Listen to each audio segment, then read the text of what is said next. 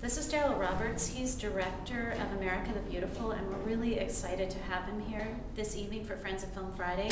It's our opening night, Friday, October 10th. We'll have a reception at 6:30, and then Darryl will introduce the film at 7:30. But we're going to talk to Darryl a little bit about why he made this film, which took him 5 years to make. This is an incredible film.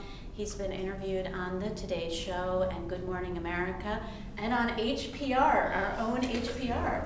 Hey, I think I got it wrong. Is it Hawaii Public Radio or Honolulu Public Radio? Hawaii Public Radio. Oh, I said Honolulu. Okay. I thought I was doing it wrong as I was typing it. Yeah. So, can you tell our viewers a little bit about this film and why it's important for people to come see it, and why it has been such a big hit on the mainland and in other countries? I think America the Beautiful, which is a documentary that deals with America's unhealthy obsession with beauty, I think it strikes a nerve because it's something that is such an everyday part of our life, but when you think about it, nobody really talks about it. And I think women find this as a big relief because I think women have this weight on their shoulders where they go through life, and whether it's from their husband, their girlfriends, whatever, they just wake up and they're just expected to look pretty. So it's almost to the point where women don't even feel comfortable if they don't put on lipstick or makeup. They've been socialized to believe that how they look is a part of who they are. So this film is saying, no, who you are is something deeper, than how you look. It goes beyond, your physicality. It's what's inside that makes us beautiful. And I think when you think about it, it's something that inherently we all want to believe. So people just kind of gravitate to it.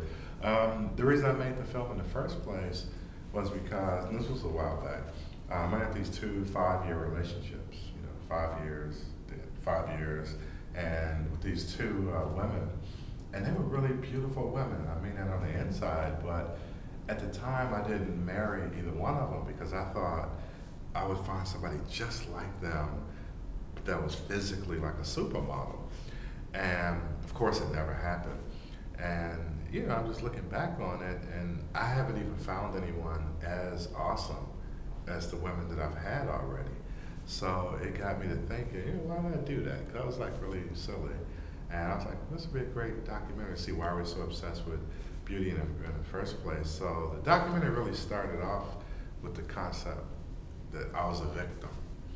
I was a victim of my own shallowness. And the first thing I did was I interviewed 200 women. One of the questions that I asked all of them was, they were ages 13 to about 64. Do you feel beautiful? Do you feel attractive? Only 2 said yes. And I was like, wow, is it possible that 99% of women could be walking the streets feeling bad about themselves? And most of them blame, the singular thing that they blame for making them feel bad was the image of the skinny models in the pages of the magazines. So I fly to New York to interview the editors of like 15 different fashion magazines. I thought I was going to enlighten them. I thought I was going to let them know how these women felt, and they would stop putting those deleterious influences in their magazines. But no, I told them. They were like, oh yeah, well, we're not social workers. We had to make a buck. The parents have to raise these kids. And when I saw how callous the industry was toward the people that were supporting them, that really fueled me to spend the next 5 years putting this film together. Yeah, and I think what's also really interesting about your film is not how it's impacted only women, but how it's also impacted men, which is obviously part of your journey in this film and your exploration. And maybe you can say a little bit about the different aspects of the fashion industry that you explore to emphasize this point. Yeah, actually, when the film first came out, I think 90% of our audience was female, 10% were men. But after about 6 months, after the word started getting out, it became like 60-40. And men enjoy the film as much as women. And I believe it's because when you think about it, we're both victims in the opposite way. So if a woman is made to believe that you have to look like Pamela Anderson or Beyonce or Britney Spears to be attractive. Paris Hilton. Or Paris Hilton. Then if guys are made to believe that the only type of woman you're supposed to be with is a woman that looks like this, Well, none of it's real, and both genders are victims, just in different reasons. And it kind of shows with the guys on the couch. That guy on the couch, his exact words was, "Thank God for cloning, because when cloning becomes big, if you like your Pamela Andersons, we could just run them off like a Model T Ford and forget about all the nasty chicks." He believes that every girl he's supposed to go out with has to look like Pamela Anderson. And if he doesn't change his ideology, and soon, he's going to end up lonely and sad and quite miserable for the rest of his life. In the film, which I have to say, we hope that he does.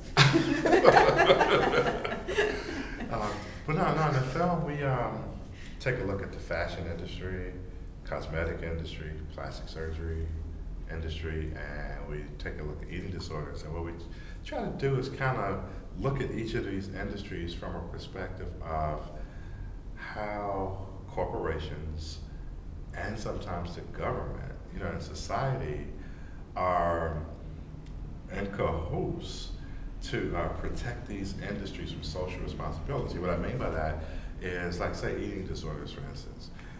When a teenage girl dies of an eating disorder, all these coroners have gotten together, and it's backed by Congress, around the United States, and they refuse to put eating disorders as a cause of death on the death certificate. And the reason they do that is because now the eating disorders community, when they tell us how dangerous it is, and you go, well, how many people die from it? Well, we don't exactly know. They can't compile statistics. And statistics is what dictates what gets funding and research. So on a death certificate, it'll just say unknown causes. So it doesn't get credited to eating disorders. In cosmetics, there's these chemicals called diambutyl phthalates, and it's linked to causing allergies and cancers in women. And we take a look at that, and the FDA won't ban these ingredients out of cosmetics. And in Europe, the European Union has banned 450 ingredients like this out of cosmetics. In the United States, the FDA has only done 6. So this is what I really believe. I believe historically, in America, when you look at the difference between how prostate cancer and breast cancer is treated, these chemicals in cosmetics, there were some chemicals that was something like this in steroids. It was dealt with immediately. And I believe we have a history, I won't say of violence against women, but we have a history of when things mainly apply to women, not giving it its due. If eating disorders was primarily a men's thing, I guarantee you it would have been eradicated and dealt with a long time ago. So that was one of the things I felt good about doing the film, is because I felt like I was, okay, with these 2 women that I had, the girlfriends, I felt like I partially assaulted the self-esteem of 2 really good women. But now doing this film, I kind of felt like, wow, I get to help women. And it feels